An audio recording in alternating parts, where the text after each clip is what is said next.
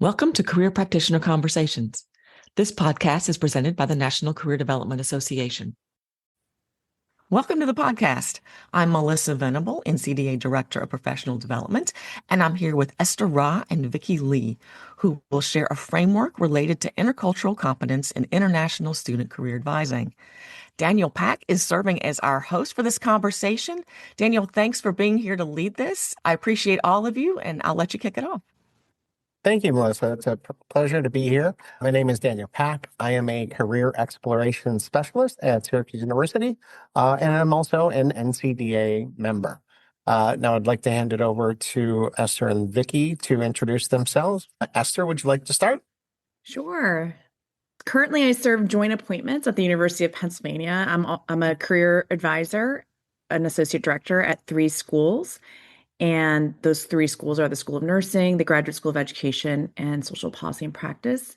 I co-lead the International Career Development Initiatives here in our office and the partnerships. I also serve as a lecturer in the Wharton School. And I also have served and serve as a visiting professor at Seoul National University. And another aspect of my career and identity is also being an executive leadership coach, career coach. And my name is Vicky Lee, she, her pronouns. I'm currently a PhD student in education in George Washington University's Graduate School of Education and Human Development. Before I transitioned back to school full-time, I have been working full-time in higher education and student affairs for 7 years, primarily in international student advising and career services, specifically on international student career development support. Some fun fact, I have worked abroad in summers to pick up summer gigs in Europe in administrative roles in international summer schools. So I still work within the international education domain, just with a different population, different age group. But I'm an international educator through and through, and I'm a former and current international student from Hong Kong. Nice meeting you all. That's wonderful. Thank you both. I really appreciate both of you being here. I also appreciate the honor of you allowing me to host. Esther, do you want to talk about maybe how that came about and how you and I first became connected? Absolutely. We really had the fortune of meeting through an international student committee a few years back, and we were able to connect with other international advisors, much like ourselves. International meaning we work with students on our campuses and the international populations, and consider ourselves the international expert advisors. And it's been really wonderful to stay in touch, especially through NCDA and our collaboration with the International Student Services Committee. Yes, it has been great to connect with all of our colleagues. The NCDA gives us a great opportunity to meet together and share things like this that you and Vicky are generous enough to share with us today. Vicky, I wanted to ask you a little bit about the importance of intercultural competence. I know you've kind of experienced this from both sides, so you've got a unique perspective. Can you tell us a little bit about why you think the intercultural competence is so important for us to understand? Certainly. When I was a freshman in college, international students straight from Asia, I actually had a pretty bad experience or negative experience paying career services a visit to discuss my internship search. And during that experience, I realized that the advisor was unable to really address some of my nuanced needs, recognize the complication that international students may have to, the hurdles that international students may have to jump through in order to secure an internship or a job, and just not even understanding the immigration landscape that complicates and make our job and internship search process more complicated. And that experience has constantly served as a reminder at the back of my mind to really be intentional about building genuine relationships with others, especially after I became a professional working with international students primarily, to really have to stay curious, be a good listener, and engage in lifelong learning when working with diverse population. And that really goes beyond just the international student population. I would simply put, human decency to some degree really lays the groundwork for us to understand, appreciate, and effectively interact with people from diverse cultural contexts in our work. And obviously, there are specific terms and concepts that we can dig deeper into it. And I'll just have Esther add to this conversation specifically on how I call it human decency and how Esther would call it cultural humility. So, in some of our work, we talk about cultural humility, especially in our writing. And one thing we have to remember is that there are different social norms across the world, really, in respect to how that's defined. And what happens is when students that are international or from other countries come to the Western context, they're often judged against these norms in our current Western context. And they really struggle to code switch because they don't know how, or they don't know that they need to when they're engaging with employers. And many of them feel bad for asking for help and or just don't know the know-how of networking.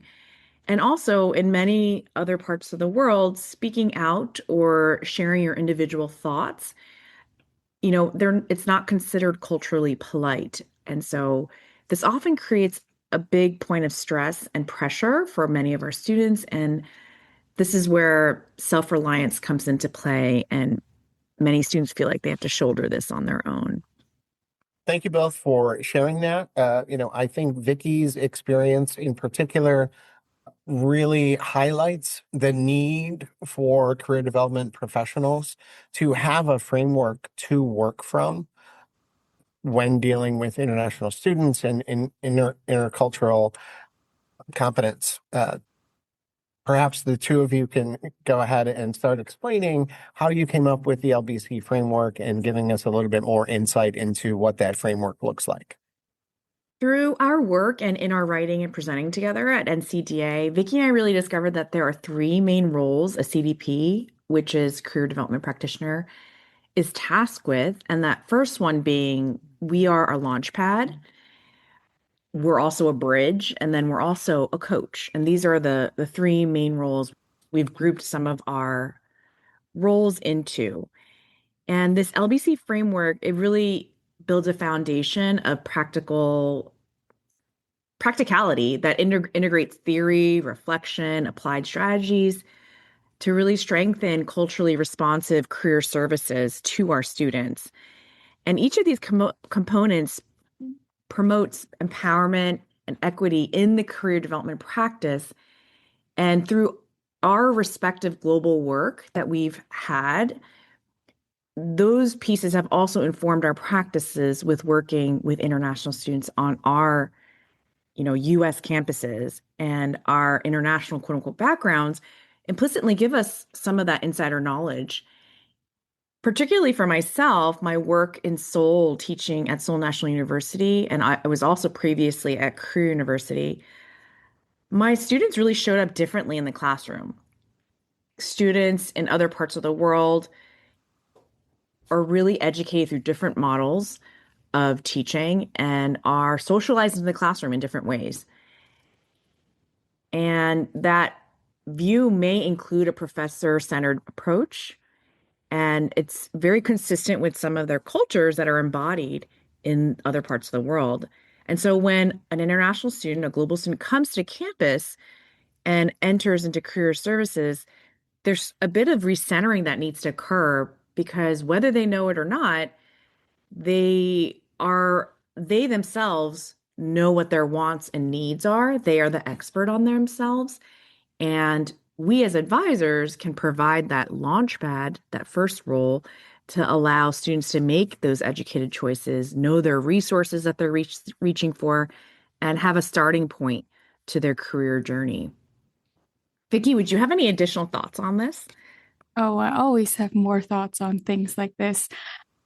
Obviously, as someone who co-created this framework, I would add to that the LBC framework sequence, the Launchpad Bridge Coach sequence, is somewhat intentional because it is meant to be scaffolded. We started by supporting students in building their foundational knowledge, followed by providing additional context, and then continuing with ongoing support through coaching.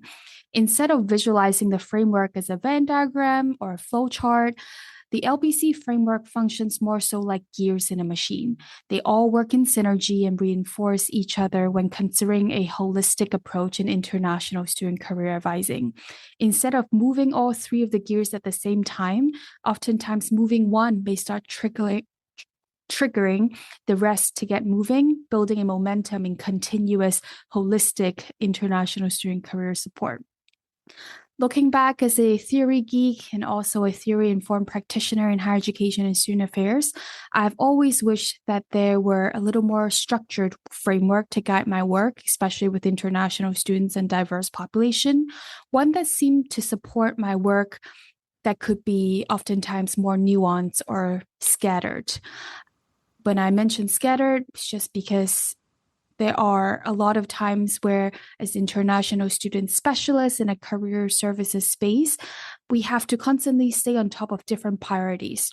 The changing in economy that lead to different job market changes and shifts, immigration policy changes, shifts in international education landscape, etc. And so having a framework to center our work perhaps could help us be less distracted by outside noises and really pivot and recenter our work to be student-centered and student-focused. So over the years, I have conducted quite a bit of informational interviews with colleagues from across the nation who do similar work as international student specialists in career services settings over time to just learn from others. And then obviously continue my collaboration with many of them through different committee work. And many of us actually have been doing a wonderful job in supporting international students on their career development journey. And we often get inspired by others to adopt something similar to our campuses, taking into consideration different campus-specific limitations and nuanced needs of our respective international student populations. Esther, would you like to add to that as well? I completely agree that there are so many different nuances, and my university here, we have our own nuance and flavor as well, as does every other campus across the country. And I would have to say, because I serve different populations across different graduate schools, those respective campuses also differ and also have nuances with campus-specific resources. I really agree with that, Vicky, that every campus has its own nuances and flavor, and even the populations of students on respective campuses also differ, and there's campus-specific resources that are available to them. The career development professionals across the country, we've learned that we're having similar conversations and thoughts on how can we really better serve our students. We all really care deeply about our students on our campuses, and we desire to do our work with heart and integrity and give students, international students, particularly the best campus experiences possible, as well as put them on a path for success here in the States. And so the first role in our LBC framework is to have career development practitioners to be a launchpad, to serve as a starting point and support system that helps students understand, navigate, and engage with employment globally. We always tell our international students since day one that they possess their international student superpowers. They are multilingual, they're innovative, they're adaptable, they provide alternative perspectives to problem solving, all of that. And we recommend them to leverage those superpowers when curating their application materials, preparing for interviews, or even thinking about their career trajectory down the road. However, as we continue to discuss this so-called American standard, cultural differences, and ways to get out of your comfort zone to network and build your social capital, many international students often don't even know where to start.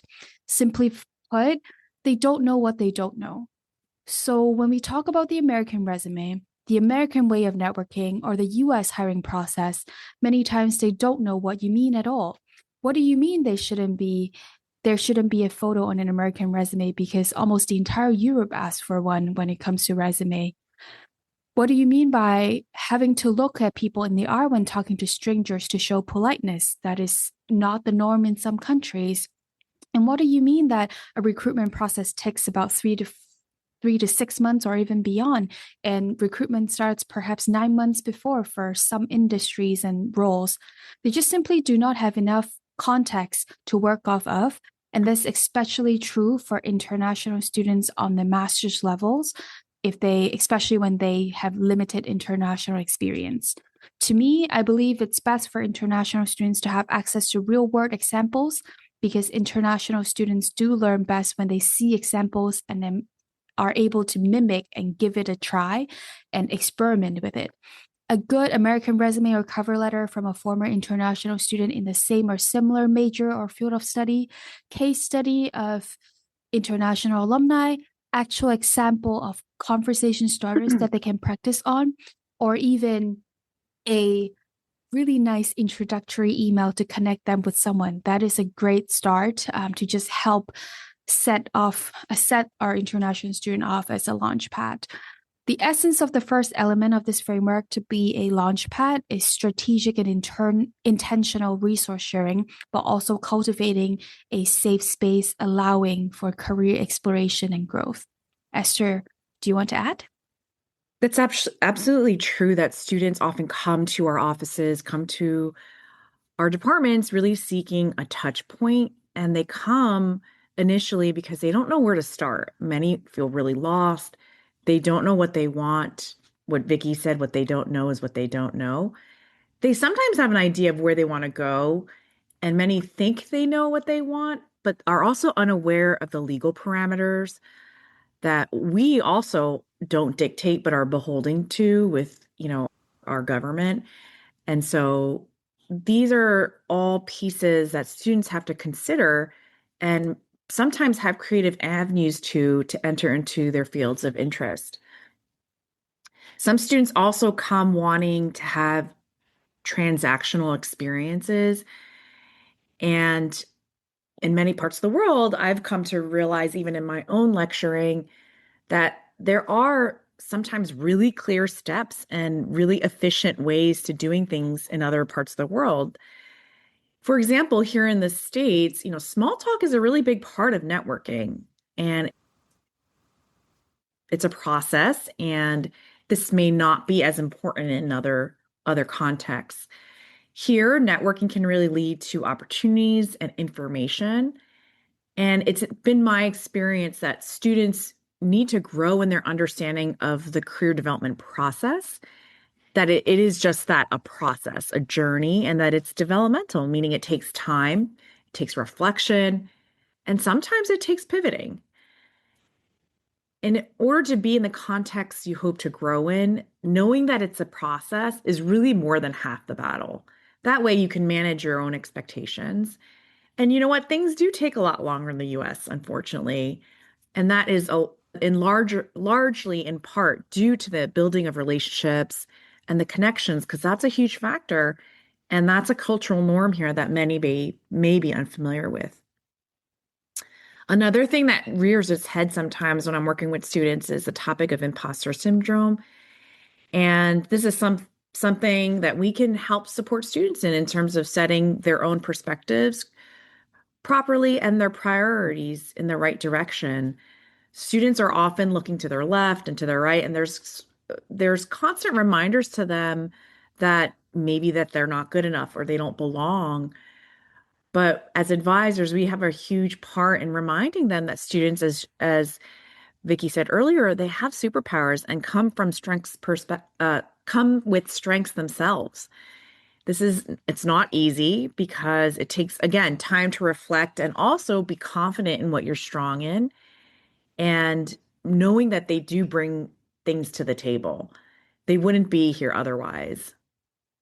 And, at my university, it's a constant battle. Imposter syndrome, it really plagues the best of us at all levels, but it especially consumes those of us who are really high performing, have perfectionist tendencies, and are used to really achieving top level standards.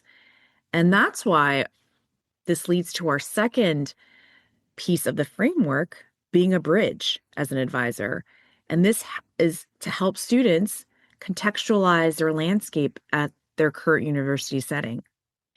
Being a bridge career development practitioners can act as connectors. We can help link cultures, similarities, differences, manage expectations, help them understand and navigate systems, help them find resources to experiences, and to help and support understanding with adjustment and belonging. The toughest parts of a career development journey can really be the communication pieces for an international student. These expectations are not the same, from their previous experiences likely. And so they can be limited in their knowledge. And giving students the space to create questions without judgment, pose them without being sheepish, and asking them where they feel safe is really important. Meeting students where they are and having their just diverse perspectives inform their future decisions is important to acknowledge, and that their upbringing, backgrounds, and language are diverse as well, regardless of what country they come from, just as it is really diverse here in the US as well. Vicky, any thoughts on that additionally? Certainly, there are two aspects that I wanted to kind of elaborate and build off of what you have mentioned. First, the opportunity to meaningfully discuss cultural differences seemed lacking in current career advising practices, at least in my opinion. We often think that it may be a job for some other offices that work with students on intercultural or multicultural affairs.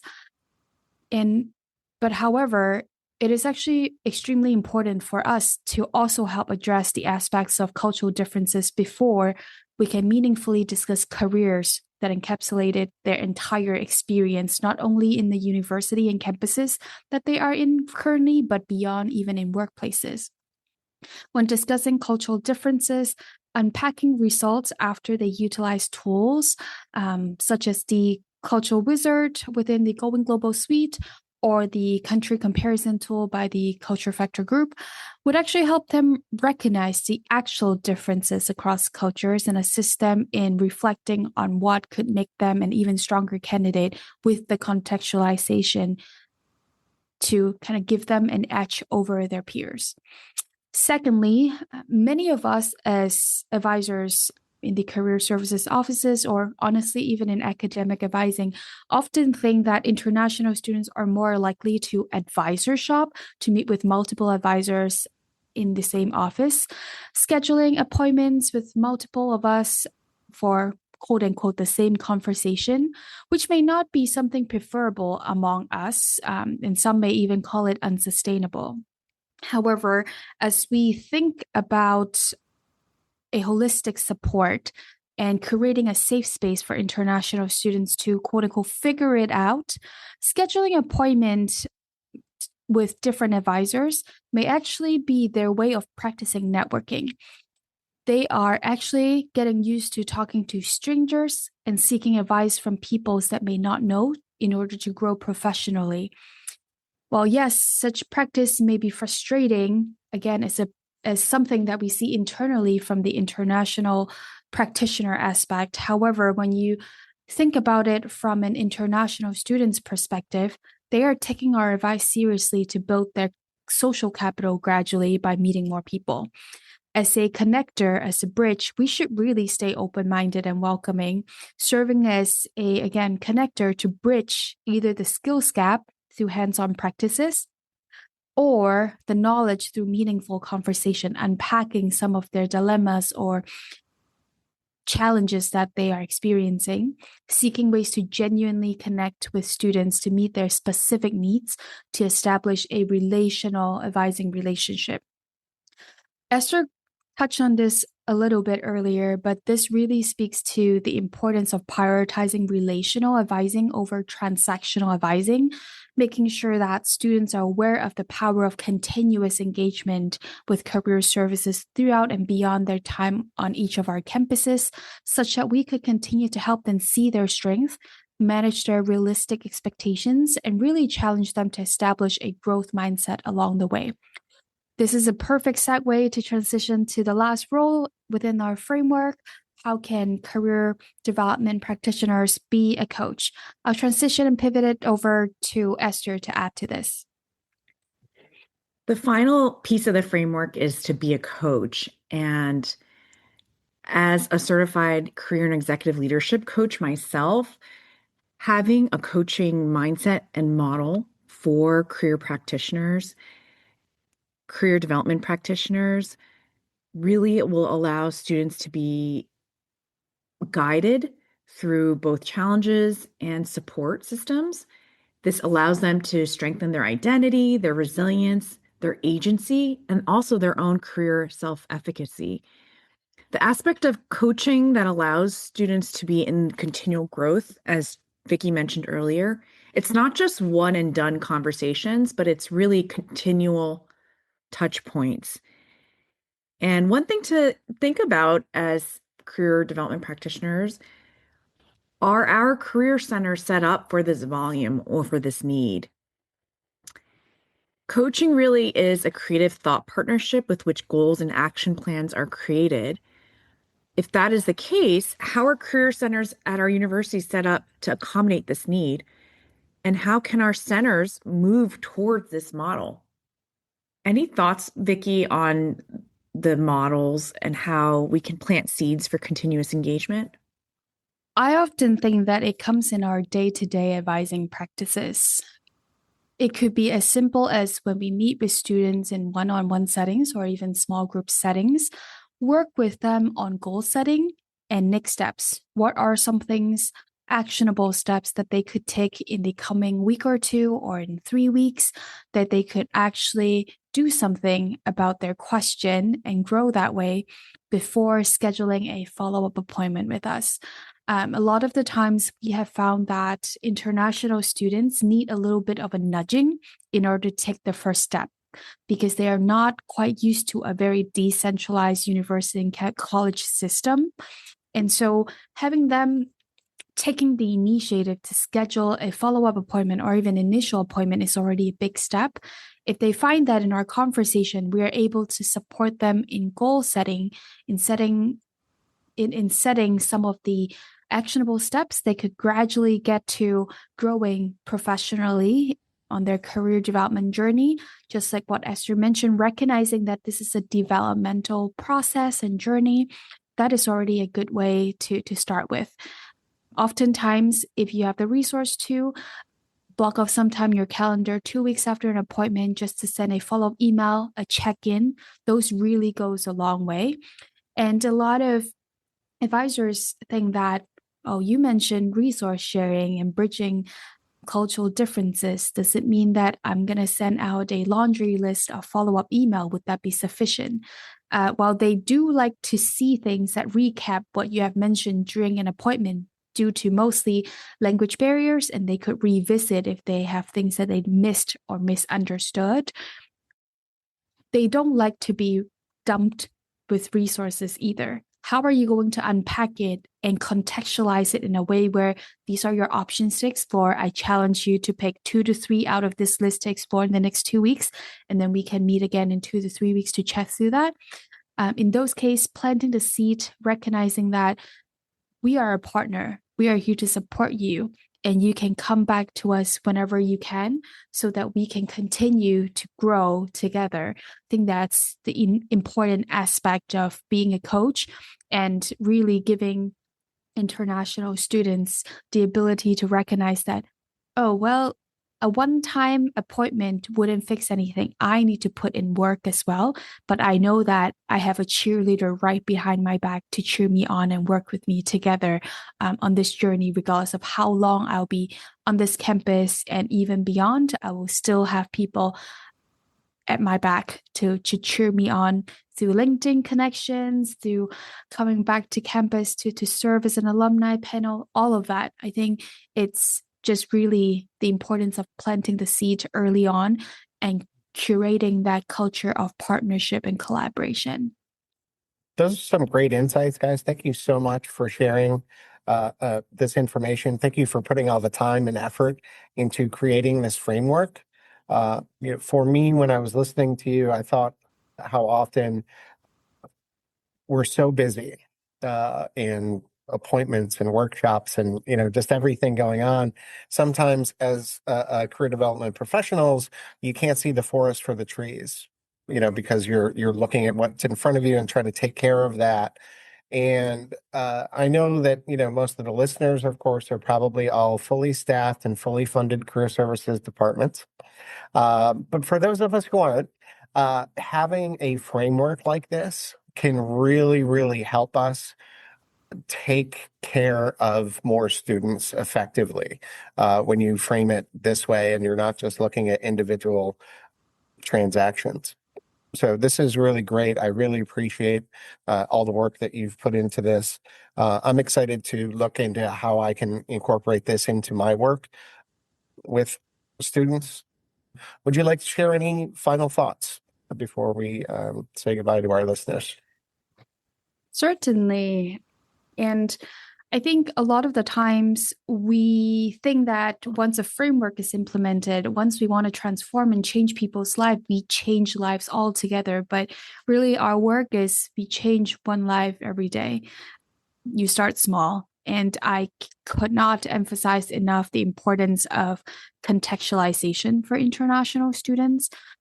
We have to help paint a picture for them regarding the US context of everything career related, provide them with real world examples, personally connect them with someone that they may find useful to talk to instead of just referring them to use this platform, find someone. Obviously, if you know someone.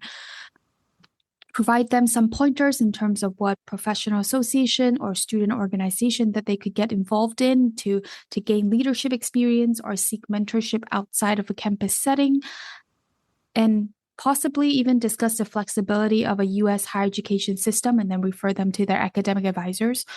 Because a lot of the times, international students don't really realize that they could pursue minors, micro-credentials, certificates, or even double major, double degree, or other creditable certifications while they're pursuing their degree without paying extra. And sometimes, perhaps, planting a seed again would help them, challenge them to think beyond the box and be like, oh, I'm interested in marketing, but then I'm an MBA student. What can I do about it? Have you thought about specialization? Have you thought about a minor? All of that. I think those are things that perhaps we could help challenge their thinking a little bit and provide them the support to rethink what could be most beneficial to their career development journey. Again, going back to how we came about with this framework, a lot of the times international students really don't know what they don't know. And so oftentimes they rely on you to provide them with some new ideas or perspectives to think beyond their little bubble.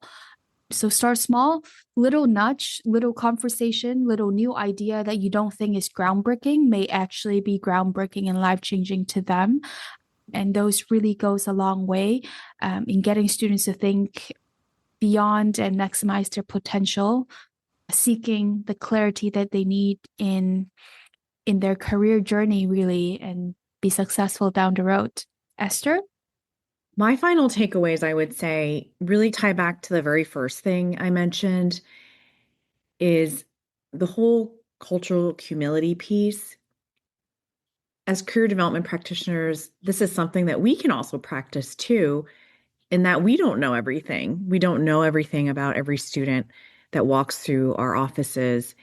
And it takes time. It takes time to develop these relationships.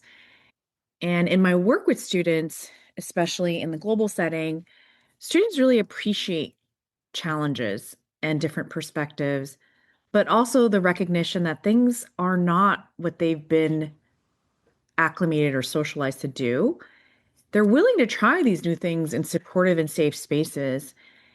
And while we do need to manage expectations of students sometimes within the parameters of legal or opportunity, our jobs as CDPs, career development practitioners, are really essentially to empower students to own their journey.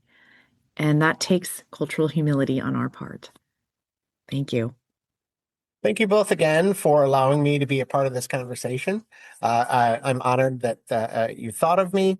A big thank you to Melissa Venable and the NCDA for giving us this platform for Esther and Vicky to share their framework. Thanks again to Daniel, Esther, and Vicky for being here and bringing this conversation to NCDA listeners. Please be sure to check the episode notes for more resources and more information about today's topic. Thanks so much.